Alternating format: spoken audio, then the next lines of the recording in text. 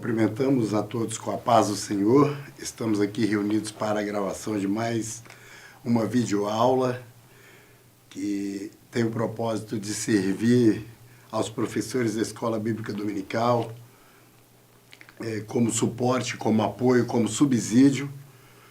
Esse subsídio ele não tem o propósito de esgotar as possibilidades de o professor explorar esse conhecimento e o assunto, mas serve para auxiliá-lo, ajudá-lo na compreensão e também no desenvolvimento e na preparação da sua aula para apresentar aí aos alunos da Escola Bíblica Dominical. Uma honra poder estar com vocês novamente. Estamos aqui com o nosso querido irmão para nós ministrarmos essa aula falando da lição de número 3, a missão da igreja.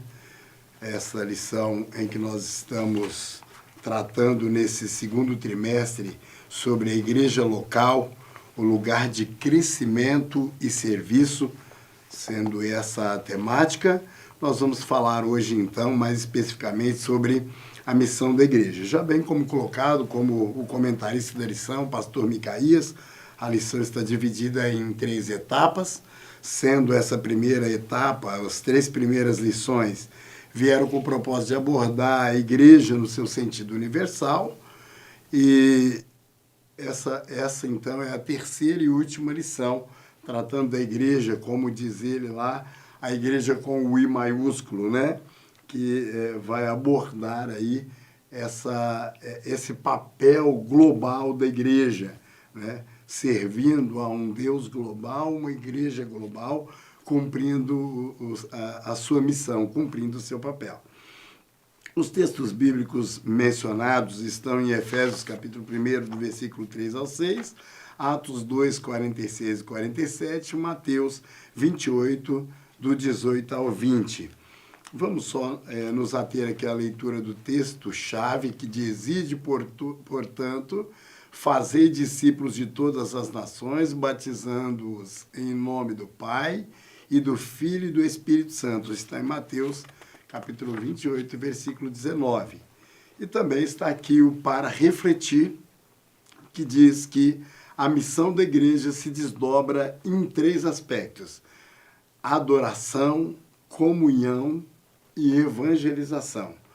Então, considerando esses 3 aspectos, podemos então entender que depois de ter estudado a lição de número 1, onde falou de uma forma geral lá sobre a missão da igreja, na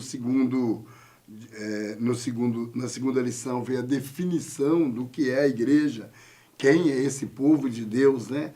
E aí, dentre as muitas definições que a Bíblia traz, os símbolos que a Bíblia traz sobre a igreja, estudado na lição anterior, nessa lição vem de forma até muito sucinta, bem resumida aqui pelo pastor Micaías, a missão geral da igreja.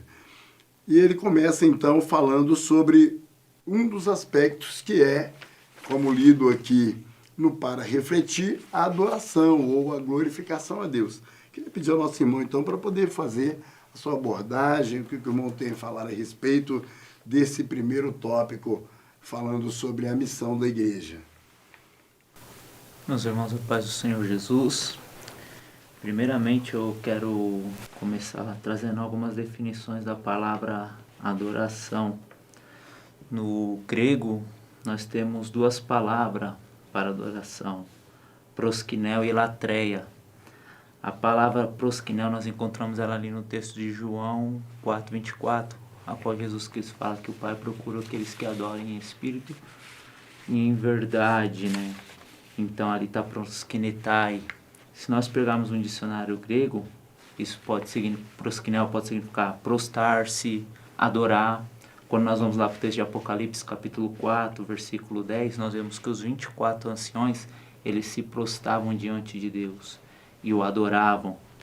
Nós encontramos essa palavra ali. Então ela pode significar reverenciar, cultuar, honra, dar glória. Então há um significado muito amplo se nós pegarmos um dicionário. Se nós pegarmos também o dicionário português, essa palavra vai dar o sentido de culto, de honra, de homenagem. Pode ser uma homenagem individual, um culto individual. Nós achamos lá em Gênesis 24, 26, num culto específico, individual de uma pessoa, e também de uma adoração coletiva. Nós achamos lá em 1 Crônicas, capítulo 29, versículo 20, onde todo o povo de Israel é chamado para adorar a Deus. E a outra palavra é latreia. Latreia é um serviço público. No tempo dos romanos, essa palavra ela não era, vamos dizer assim, só no contexto do cristianismo ou do judaísmo, porque quando eles falavam latreia, eles falavam de um serviço público. Um exemplo muito básico que nós podemos entender sobre isso, um soldado romano, ele estava ali prestando um serviço público, latreia, porque latreia significa isso, serviço. Então, é daí onde vem a nossa palavra idolatria, que é prestar culto e tudo mais. Então, pensando dessa forma, nós conseguimos entender que uma das missões da igreja é adorar, é ser um adorador. E nós vemos que a adoração ela não está limitado a 4 paredes. Quando nós olhamos para o texto de João, capítulo 4, quando Jesus se encontra com a samaritana, nós vemos que ali Jesus ele não limita a adoração no espaço físico, no espaço geográfico. Tanto é que ela faz uma pergunta: nós adoramos nesse monte, vocês adoram lá em Jerusalém. Jesus falou que não era nem naquele monte, Gerazim, nem Jerusalém, era em espírito e em verdade, Então a adoração, ela está muito mais além do que um culto de domingo, um culto de quarta-feira, ou um culto de jovens. Ela abrange muito, ela está na minha vida, uma vida de honra, uma vida de consagração, uma vida de devoção a Deus. Então, quando nós pensamos em adoração, nós vemos a adoração como um estilo de vida. Irmão Alessandro, muito bem colocado aqui pelo nosso querido irmão, a explicação da origem da palavra adoração, O nosso autor aqui usou bastante a palavra glorificação, e a gente, quando vai falar disso no contexto da nossa, no nosso contexto teológico e implantado ou aplicado isso no nosso contexto litúrgico na igreja, nós ouvimos muito essas expressões, Glorificar, louvar, adorar, e às vezes é preciso conseguir distinguir, embora tenha uma complexidade em tentar separar essas coisas, Porque todas elas, até no próprio dicionário, a gente vai ter essa percepção de que elas são muito similares. Mas ao trazer esse contexto do original, do texto original bíblico, tanto aí no caso do grego ou mesmo no hebraico, nós vamos ter a clareza realmente de que todas essas palavras têm alguma relação, têm alguma ligação. Talvez uma das coisas que precisa ficar um tanto claro e separado, e até colocado um texto bíblico aqui, é que a igreja foi escolhida pelo Senhor para glorificar. O pastor Micaías faz questão de mencionar aqui na lição o contexto de que todas as coisas já foram criadas para a glória de Deus.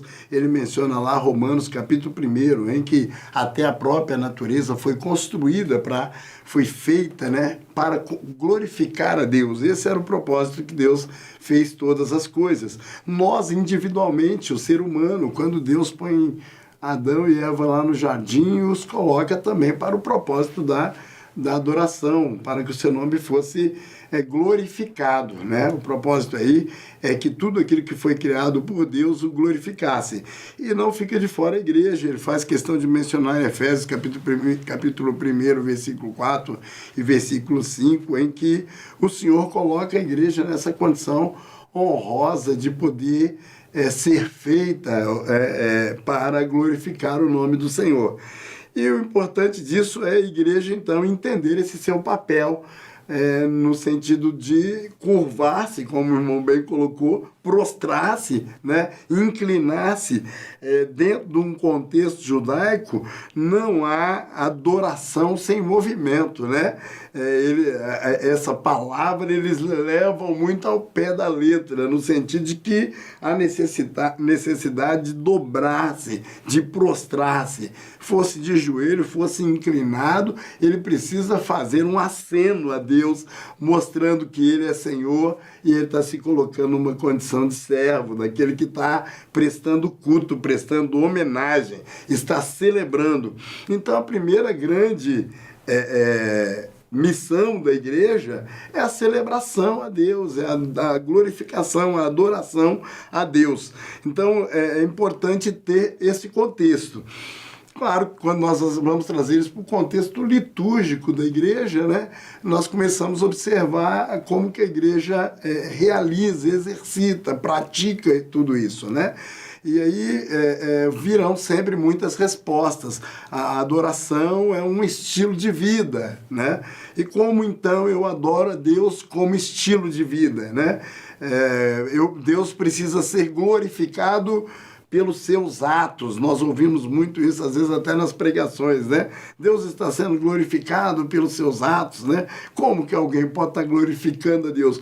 Curvando-se, né, a Deus com as suas atitudes. E aí nós vamos encontrar vários textos no Novo Testamento apontando para que as nossas práticas, o próprio Jesus usando essa expressão, falando até que o amor de um irmão para com o outro, as nossas ações sejam vistas pelos homens e eles glorifiquem a Deus. Deus é glorificado até através dessas nossas ações. Então a nossa vida tem que ser uma vida de adorador, uma vida de quem glorifica. Sem dúvida nenhuma, aqui quando nós trazemos esse contexto, trazemos o contexto no sentido da celebração, das nossas reuniões onde Cristo, ou o nosso Deus, precisa ser, dentro desse contexto de missão da igreja, celebrado.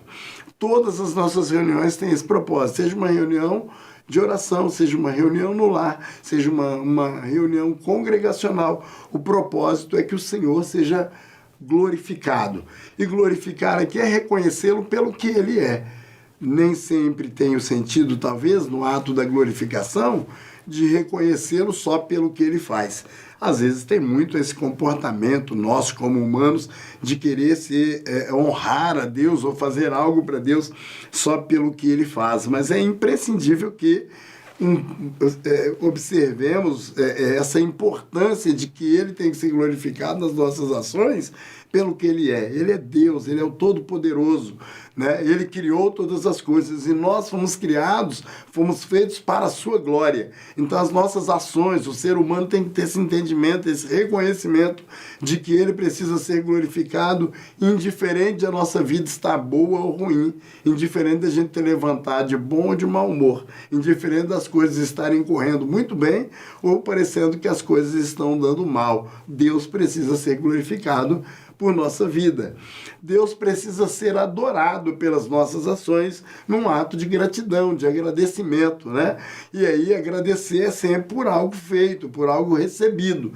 E aí sim, nós temos que ter a compreensão de que se temos saúde, vida, salvação, igreja, comunhão, se temos paz na nossa alma, se temos uma libertação dos nossos pecados, tudo que nós alcançamos em Deus, ele é digno de ser adorado como um ato de agradecimento, não é isso? Então, a Bíblia também está recheada de versículos nos levando a entender de que o Senhor precisa ser glorificado, que o Senhor precisa ser adorado, que o Senhor precisa ser louvado na sua majestade. Algumas palavras que eu anotei aqui, que a gente vai encontrar no dicionário, é celebrar, prestar homenagem, né? Aplaudir, enaltecer, dirigir louvores, é declarar-se para ele, é prestar um culto, é venerar. Todas essas palavras estão atreladas ao sentido de glorificar, de louvar e de adorar, que é essa grande missão da igreja. A missão da igreja que não implica as demais ações dela, como a comunhão e a evangelização, que são outras duas ações separadas dessa. Essa glorificação tem aqui o contexto individual, tem o contexto coletivo, como a igreja primitiva cumpria ao mesmo tempo essas três ações. Mas uma delas era glorificar a Deus, era reconhecer o senhorio de Deus sobre as suas vidas. E é importante que a igreja tenha essa consciência, é importante que o servo de Deus tenha essa consciência. Então, falando disso, um outro ponto importante, que nós já tocamos nele aqui, falando um pouco da glorificação, é a comunhão. Está aqui, prover comunhão entre os irmãos. É a segunda missão da igreja. Irmão Alessandro, fala um pouco para nós sobre essa provisão da comunhão entre os irmãos. Como o pastor Micael ele coloca aqui na revista, né, quando nós falamos de comunhão, podemos encontrar na palavra de Deus elementos que entregam esse aspecto da missão da igreja.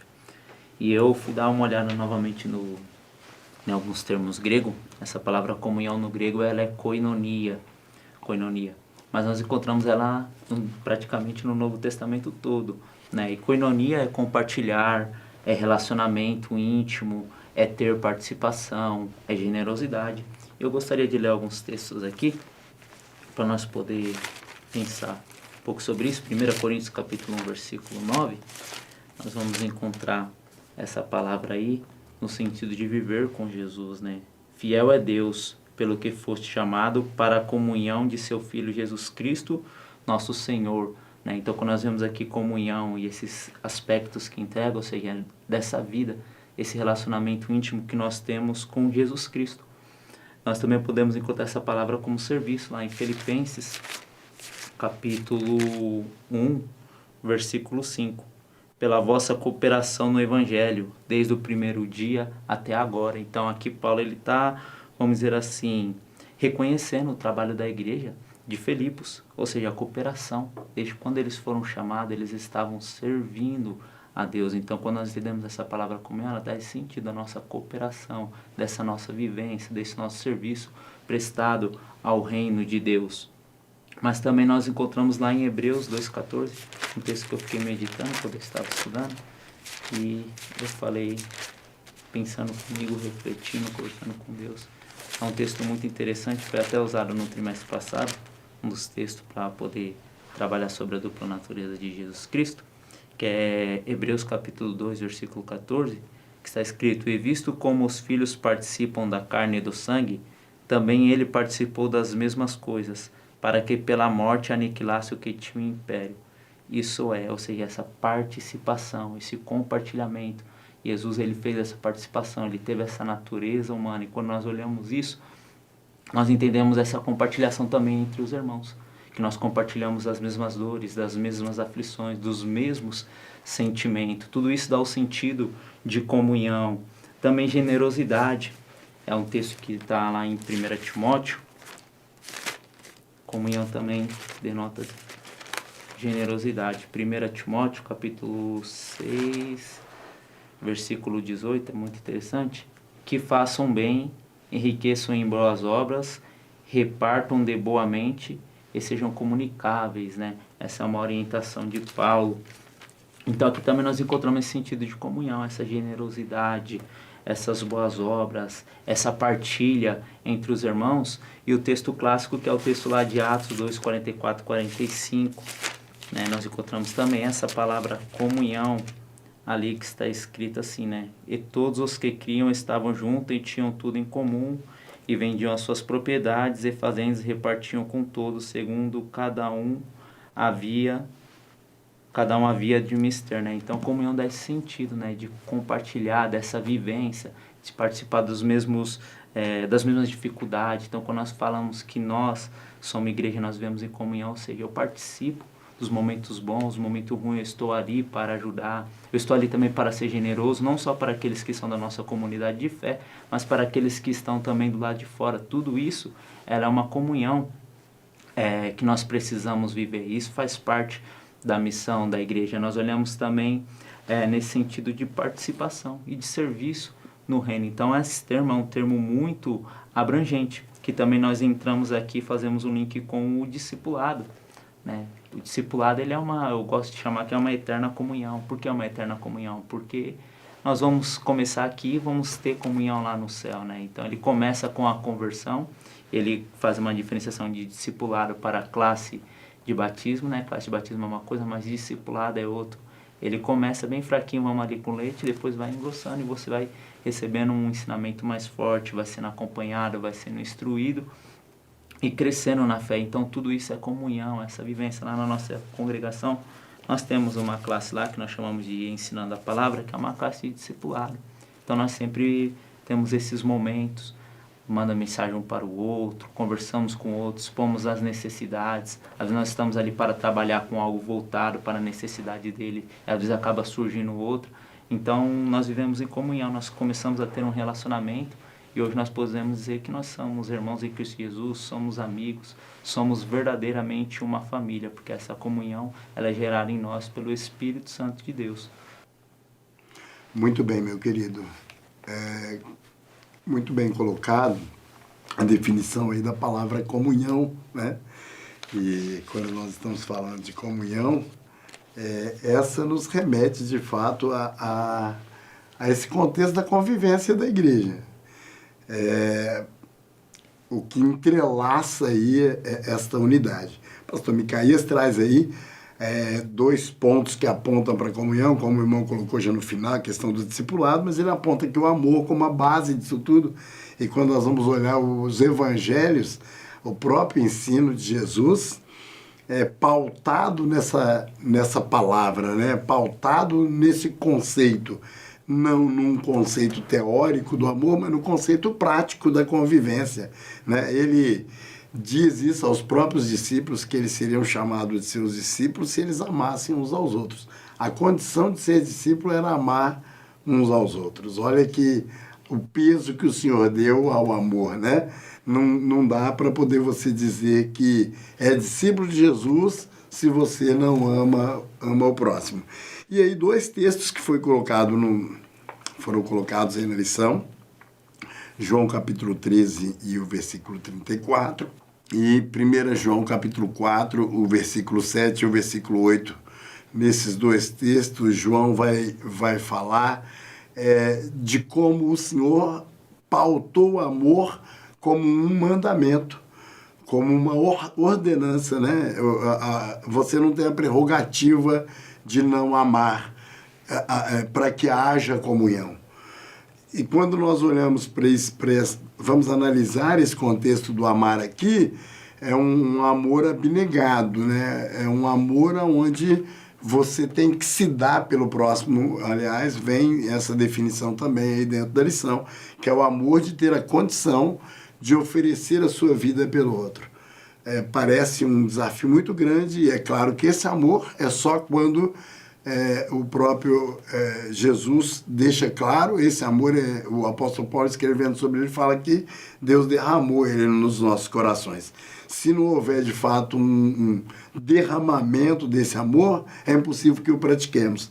E a verdade é que para a igreja ter uma comunhão, não pode ser uma comunhão que nós vamos olhar algumas cartas de Paulo escrevendo a algumas igrejas do seu tempo, onde o irmão até colocou aqui a questão daquela celebração da ceia, daquela comunhão, daquela koinonia. E a gente encontra uma das cartas de Paulo mostrando de um problema que tinha nessa comunhão, onde uns eram rejeitados em detrimento dos outros, não é isso? Os mais nobres chegavam e participavam da mesa, os mais humildes ficavam meio de longe observando, até chegar a oportunidade deles quando lhes era oferecida. Então, esse contexto de comunhão é complexo, né? A gente percebe que se a igreja não tiver o entendimento de que dentro da palavra de Deus e usando o conceito do amor, todos têm o mesmo tamanho, a mesma medida, todos têm que ser tratados da mesma forma, com a devida consideração, com a devida estima, né? E com a devida honra, nós poderíamos estar quebrando aqui o pacto da palavra amor. A igreja precisa ter essa consciência, que a base é o amor. E sim, sem dúvida nenhuma, como já bem colocado pelo nosso irmão Alessandro aqui, a questão do para onde se arrasta essa questão do amor, que é a questão do discipulado, né? Discipulado não é 3 meses e acabou, está preparado, está pronto, você está formado em Deus. Agora você não tem mais nada para aprender. Se o discipulado significa aluno, pupilo, isso vai se prolongar por toda a vida, até que o Senhor nos leve para estar com Ele. Nós vamos estar em contínuo aprendizado, em contínuo desenvolvimento, em contínuo crescimento. É essa consciência que nós temos que ter quando estamos falando de discipulado. E a Bíblia nos orienta que nós temos lá em Mateus 28, do 18 ao 20, Jesus orientou que nós temos que fazer discípulos de todas as nações, não é isso? E fazer discípulo, então, é ensinar, é instruir, é ser um exemplo de vida para poder ele também se desenvolver. Por último, irmão Alessandro, aqui nós temos o discipulado como também missão da igreja. O que o irmão pode falar para a gente, o discipulado não, a evangelização como terceira missão da igreja. Nós falamos já nessa aula, conversamos um pouco sobre a glorificação a Deus, conversamos um pouco sobre a comunhão entre os irmãos, e agora eu gostaria que o irmão falasse então um pouco sobre a evangelização como missão da igreja. Nós podemos também pensar um pouco sobre as definições.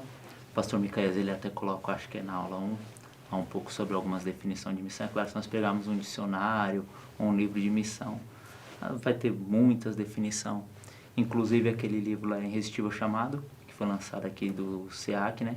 Quem não tem, adquira, ele vai trazer umas definições e pode também te auxiliar a subsidiar essa aula. Enfim, alguns missionários ele fazem uma diferença de missão para missões, né? Eles vão falar que missão é ensinar, é pregar, é disciplinar, enfim. E missões, ou seja, está no envio de missionário, né? Então, alguns missionários vão fazer essa diferenciação. E aqui, ele também coloca sobre missões transculturais, e algo muito interessante que eu não tinha percebido, eu amo estudar sobre missão, eu amo falar de Jesus para as pessoas. E ano passado, quando eu estava fazendo missão 2 lá no seminário, o professor ele chamou a atenção para algo que eu não tinha percebido, né? E ele falou sobre a missão transcultural. Ele fez uma pergunta para nós: o que vocês entendem sobre missão transcultural? Nós falamos o envio de um missionário para uma outra cultura, para um outro país. Ele fala: se eu falar para vocês que vocês podem fazer missão transcultural também aqui no Brasil, né? E eu fiquei pensando, os irmãos também da classe ficamos pensando. Ele falou: porque aqui do Brasil, quando você vai lá para o Nordeste, quando você vai para o Ribeirinho, ou quando você vai para alguma tribo indígena, você está indo para outra cultura.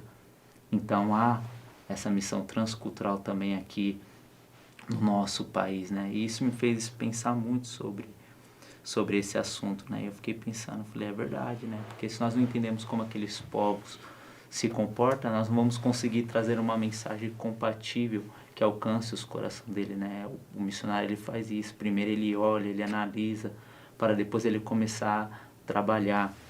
E algo que nós estamos trabalhando na igreja esse ano é sobre os 8 segmentos menos evangelizados aqui no Brasil. E eu queria destacar para que os irmãos também orem, para que os irmãos também pesquisem e quem sabe você seja um vocacionado para essa área. O primeiro é os indígenas, depois vem os ribeirinhos, os sertanejos, foi o que nós trabalhamos no nosso último culto de missão, os ciganos, né? Dentro dos ciganos tem 3 classes, os calons são os mais populares e eu vi que é 0,1 a frequência dos missionários que atuam nessa. Então é uma área muito carente esses povos, o povo cigano. Tem os imigrantes me fez pensar num texto que está lá em Atos dos Apóstolos. Inclusive minha professora de missão, ela trabalha bastante com imigrantes ali na região de São Bernardo. E eu estou sempre, às vezes, conversando com ela quando encontro ela ali no seminário. Mas eu fiquei pensando muito nesse texto, inclusive quando fala sobre isso. Que fala ali do dia do Pentecostes, Atos Apóstolos capítulo 2, versículo 10. A Frígia e Panfilha, Egito e partes da Líbia, junto a Cirene e forasteiros romanos, né? Nós sabemos que a igreja de Roma não foi Paulo que fundou, ele tinha um desejo de ir para lá. E como que essa igreja foi fundada? A hipótese que se tem é desses aqui que se converteram no dia de Pentecostes, foram para lá e fundaram a igreja em Roma. E o que isso nos faz pensar? Que o nosso país, quando nós estudamos sobre os imigrantes, nós temos 40 nações aqui contando. Dessas, a maioria são nações fechadas ao Evangelho. São nações que nós não poderíamos entrar para evangelizar. Mas eles estão aqui. Isso nós vemos a mão de Deus nos proporcionando. E se nós ganharmos um desses para Jesus, ele pode ser um desses que vieram para cá e depois voltar para a sua pátria e falar, porque como ele é natural de lá, para ele entrar é mais fácil. Então isso nos faz pensar em trabalhar com os imigrantes. Temos também os deficientes auditivos e podemos falar em todas as classes, né? Porque a igreja ela é despreparada para isso. A igreja é a sociedade. Tem os quilombolas e tem os mais ricos dos ricos e os mais pobres dos pobres. Então esses são os 8 segmentos menos evangelizar aqui na nossa nação, sendo que 2 deles são socioeconômico e 6 deles são sócios cultural. Então eu andei pensando muito nisso, que essa é uma grande missão que nós temos aqui no nosso Brasil também para realizar, né? Claro que devemos enviar missionários lá para fora, a nossa igreja é uma igreja missionária, mas também nós temos um campo muito grande aqui para poder evangelizar, se nós estudar cada um desses povos. Pois bem, irmão Alessandro, muito bem colocado. Esse contexto de evangelização, né? E que observação extremamente positiva, falando aqui da missão transcultural da igreja, né?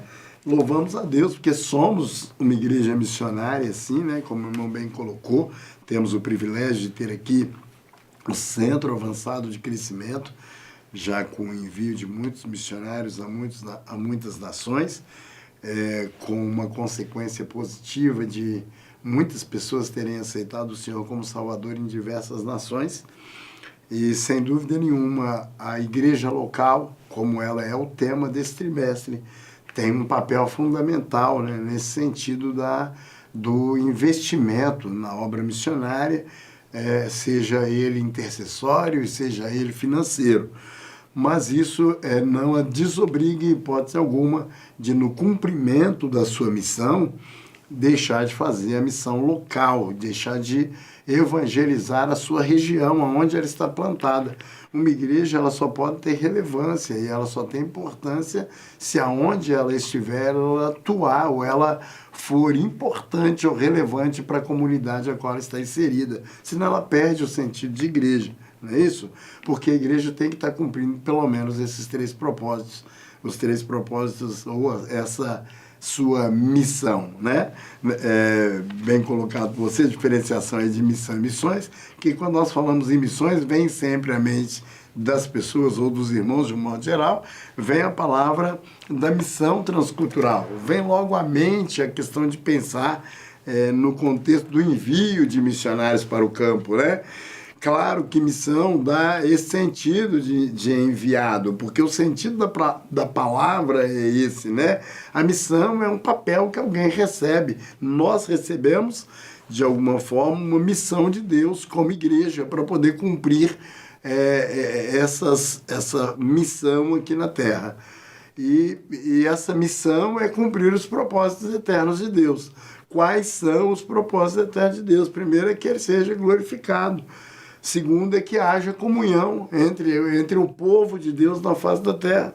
Ele estabelece isso como um propósito para o próprio povo de Israel, sendo um símbolo da igreja no Velho Testamento, quando a igreja surge como igreja, iniciada por Jesus Cristo aqui na terra. A igreja tem esse papel fundamental de, a partir dali, comungar, né? Praticar a coinonia.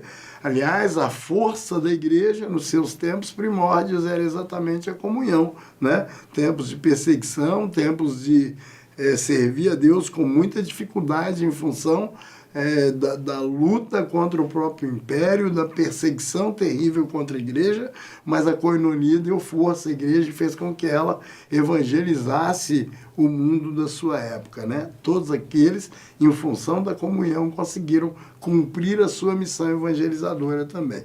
Então, a missão evangelizadora, colocando aqui esse tripé, né, dessas 3 dimensões da responsabilidade ou da missão da igreja, como colocado aqui na lição, nós precisamos, então, executar, exercer, fazer, cumprir-se, né? Então, no sentido da missão transcultural, hoje louvamos a Deus pelo privilégio que temos através dessa organização, desse departamento, né, o Centro Avançado de Crescimento, com uma demanda forte e atuante há 26 anos, de uma forma muito intensa, e também temos aí o trabalho da missão local. Sem dúvida nenhuma que a igreja não pode se prender única e exclusivamente também a evangelizar só as pessoas que ela tem essa condição de contato, como bem colocado pelo irmão. É preciso identificar aí os estrangeiros, é preciso identificar esses grupos, foi muito bem explanado, esses 8 grupos que estão dentro, talvez, da nossa própria nação, pode ser que estão até perto de nós e nós não estamos cumprindo aí o nosso papel evangelizador. E a orientação ou a determinação está na própria palavra de Deus, começando lá em Marcos 16, quando Jesus ordenou os discípulos que fossem, né, por todo mundo pregar o evangelho a toda criatura. Depois nós viemos em Mateus, capítulo 28, versículos 18 ao 20, quando Jesus também orienta os discípulos para que eles fossem e fizessem discípulos de todas as nações, ensinando-as, e aí não só ensinar, mas também batizando elas em nome do Pai, do Filho e do Espírito Santo, e ele garante ali a presença contínua dele, né, até a consumação dos séculos. Lá em Atos, capítulo 1, versículo 8, né, Jesus ordenando os discípulos para que ficassem em Jerusalém até que do alto fossem revestidos de poder, para ser testemunhas tanto em Jerusalém, Judéia, Samaria e até os confins da terra. E ali a gente vê o contexto de tempo missionário, né? Porque ele não está falando que é um de cada vez, é tudo ao mesmo tempo, né? E aí a gente vê lá depois a igreja de Antioquia, lá em Atos 13, separando Paulo e Barnabé e os enviando a missões e o propósito de Deus sendo cumprido. E a igreja nunca parou, até hoje esse propósito permanece. Então, aqueles que estão descrendo, desacreditando, desconfiando de que a igreja não tem força, não tem ímpeto, de que a igreja vai quebrar, de que a igreja vai... Ele está totalmente equivocado, porque o próprio Jesus disse que as portas do inferno não prevalecerão contra ela. A igreja continua cumprindo o seu papel de adoradora, continua cumprindo o seu papel na coinonia, na comunhão. A igreja só tem que fortificar cada vez mais isso, para ela não se tornar um clube religioso, uma instituição de amigos, de companheirismo. Não é esse o propósito. A comunhão aqui é um propósito, como o irmão muito bem explanou, de ajuda absoluta, de apoio total, de socorrer o que está necessitando, seja em que circunstância for, para que ele sobreviva, para que ele prossiga, para que ele vá à frente, para que ele continue levando a palavra do Senhor, para que o nome do Senhor continue sendo glorificado através da vida da igreja. Esse é o grande propósito. Eu acho que a igreja está cumprindo a sua missão. Não podemos esmorecer, não podemos fraquejar, não podemos voltar atrás. A igreja tem que continuar nessa caminhada, sabendo que o Senhor será conosco até o fim dos séculos. O irmão pode falar a respeito aí do quarto tópico e já pode falar também o quarto e o quinto, fazendo aí o encerramento, falando como exemplo, né, da igreja primitiva e a relação entre essas 3 dimensões da missão da igreja, para concluir esses 2 tópicos. Eu olho para o quadro da igreja primitiva e eu vejo uma igreja em constante crescimento, inclusive até no dia de hoje tem muitas igrejas que estão crescendo, inclusive nós vemos a mão do Senhor também crescendo, muitas igrejas, quando eu acompanho algumas igrejas do nosso campo aí, os trabalhos evangelísticos, tudo isso eu vejo a ação e a mão de Deus que estão fazendo, né? Então eu vejo a igreja vivendo uma eterna adoração, porque eu costumo falar uma eterna adoração, porque nós vamos adorar a Deus por toda a eternidade. E ela precisa, né, esse desenho aqui é muito interessante que ele colocou, que ela precisa viver nessa também comunhão, porque a comunhão ela também será eterna lá no céu. E daí nós vamos à evangelização do mundo. E o título também do trimestre nos faz pensar que a igreja local, lugar de crescimento e serviço. Ou seja, então é ali na igreja onde que nós adoramos, nós vivemos em comunhão e nós servimos a Deus. Ou seja, então é ali que nós temos esse crescimento. E não onde que entra a escola bíblica dominical, que é uma missão da igreja, um ensino. Ela nos proporciona esse crescimento na palavra de Deus, essa maturidade, essa compreensão, né, do que é o reino, o que nós precisamos fazer para o nosso Deus. Então, e ela nos dá estrutura. E também ela dá todo o suporte para aquele que é vocacionado, seja para a pastoral, seja para a de missão ou qualquer outra área. Então, a escola bíblica dominical, eu acho que ela é fundamental e ela dá esse crescimento na vida de cada irmão, obreiro, jovem, criança e por aí vai. E daí nós depois somos direcionados a atuar naquilo que o Senhor nos chamou. Pois bem, é isso aí. Estamos chegando aqui à parte final da nossa lição de número 3, fazendo essas reflexões.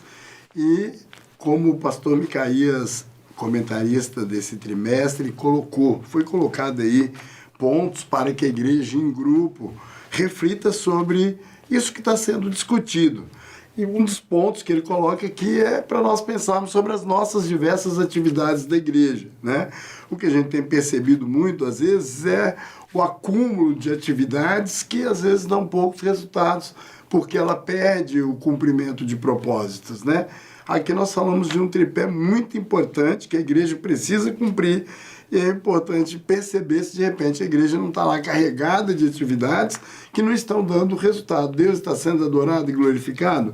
A comunhão está provocando resultado ou tem alguém ficando de fora do contexto da comunhão?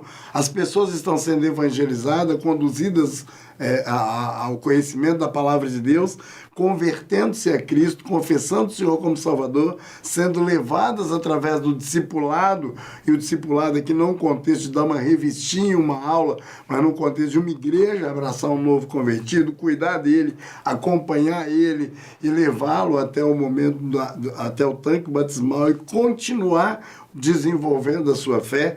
A igreja, no contexto das suas atividades, como ela tem agido, para poder ela não fossilizar, para ela não virar um clube religioso, para ela não virar um negócio só de crescimento parental, que tem um perigo muito grande.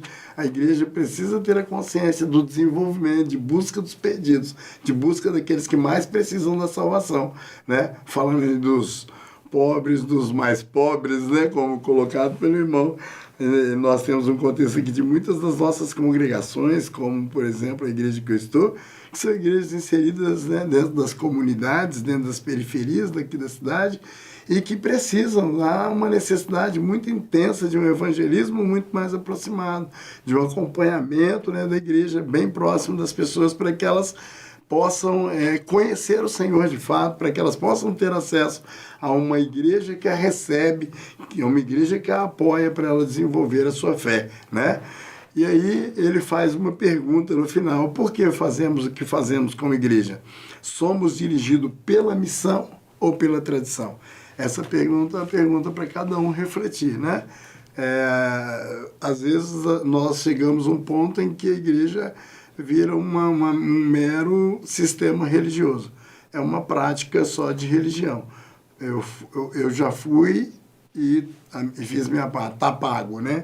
Eu não tenho mais agora que fazer mais nada. Isso não faz sentido no contexto de igreja, né? A igreja é viva, é um organismo vivo. Antes de ser uma organização, ela é um organismo vivo, atuante, né? Que precisa estar pujante no sentido da comunhão, da adoração e do evangelismo. Isso é que a caracteriza como igreja, né? Uma igreja que influencia a sua comunidade, que influencia os moradores, as pessoas próximas à igreja. As pessoas precisam ter uma referência, observando a igreja e vendo o que a igreja local ela está fazendo a diferença. Claro que aqui o ponto de vista colocado está tratando do contexto da igreja no seu âmbito como um todo. Todas as igrejas, a igreja invisível tem o papel de glorificar, manter a comunhão e evangelizar, né? Nós estamos falando aqui no sentido global da igreja, porque nós recebemos isso como uma missão de Deus, de evangelizarmos o mundo. Recebemos essa missão de Deus de glorificar o seu nome. Recebemos essa missão de Deus de mantermos a comunhão uns com os outros. A igreja tem esse dever e esse papel. Então, eu passo ao irmão para poder fazer suas considerações finais. Essa pergunta que ficou, se fazemos o que fazemos, porque somos igreja por tradição, é de nos refletir, né? E analisar a nossa vida e as nossas congregações. Se nós estamos vivendo algo mecânico ou estamos fazendo. Então, minhas considerações finais ficam nessa questão. Nós analisarmos cada contexto, cada irmão que for assistir às aulas, se nós estamos vivendo aquela vida mecânica. Então, é sobre isso. Agradecemos aos professores, agradecemos a sua atenção. Muito obrigado. Que esse material sirva de subsídio às referências aqui citadas, né? Guardando a importância de estar orientando aos alunos para voltar-se para o cumprimento desses propósitos, entendendo que é isso que Deus espera da sua igreja. Esperamos ter colaborado. Vamos orar fazendo uma oração final e concluir mais essa aula da Escola Bíblica Dominical. Pai Santo amado, louvamos o seu nome, somos gratos a Ti por esta oportunidade. Pedimos a Tua bênção sobre a vida, Senhor, dos professores da Escola Bíblica Dominical. Deles, ó Deus, sabedoria, conhecimento, entendimento, interpretação sábia da Tua palavra para que possam ministrar aos outros, preparando-os, edificando-os, fortalecendo-os, ó Deus, e que possamos estar cumprindo os propósitos estabelecidos pelo Senhor e pela Tua palavra. Assim nós te pedimos e te agradecemos, em nome de Jesus. Amém.